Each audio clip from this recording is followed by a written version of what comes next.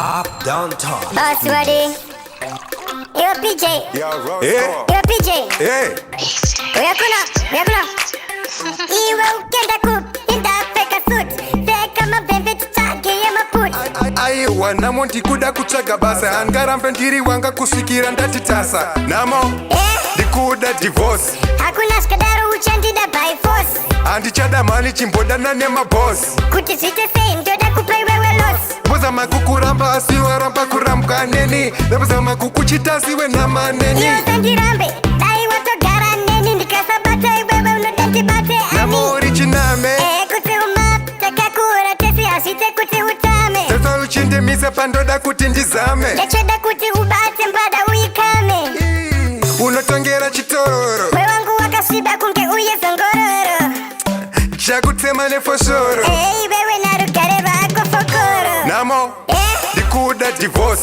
Hakuna skadaro uchandida by force. Andichada mani chimbodana nemaboss. Kuti zvite sei ndoda kupa iwewe loss. Buzama kukuramba asi waramba kurambwa neni. Nebuzama kukuchita siwe nama neni. Iyo sandirambe, dai watogara neni. Ndikasabata iwewe unodandibate ani. Tsiri zvedzako hapa chisina rudo. Yatova fight haichasi chikudo. Saka wanga wati chi. Ndandati tisiyane iwe wawati chi. Ndanga ndati ukwani. Iwe ukenda kupinda feka suit. Feka mabembe tutage ya maput. Aiwa namo ndikuda kutsvaga basa angarambe ndiri wanga kusikira ndati tasa namo ndikuda divorce. Hakuna skadaro uchandida by force.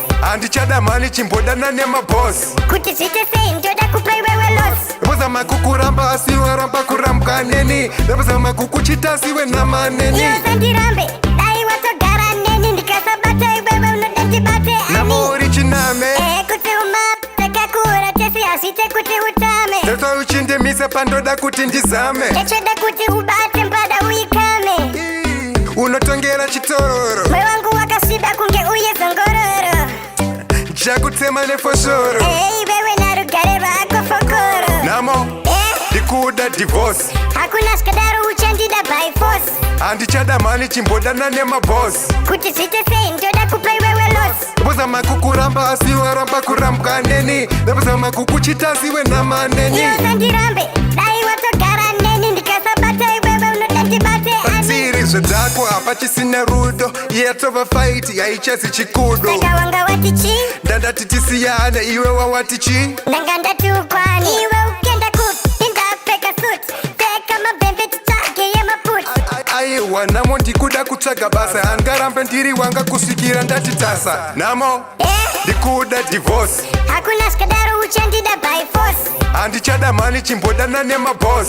Kuti zvite sei ndoda kupa iwewe loss. Buzama kukuramba asi waramba kurambwa neni. Nebuzama kukuchita siwe nama neni. Iyo sandirambe, dai watogara neni. Ndikasabata iwewe unodandibate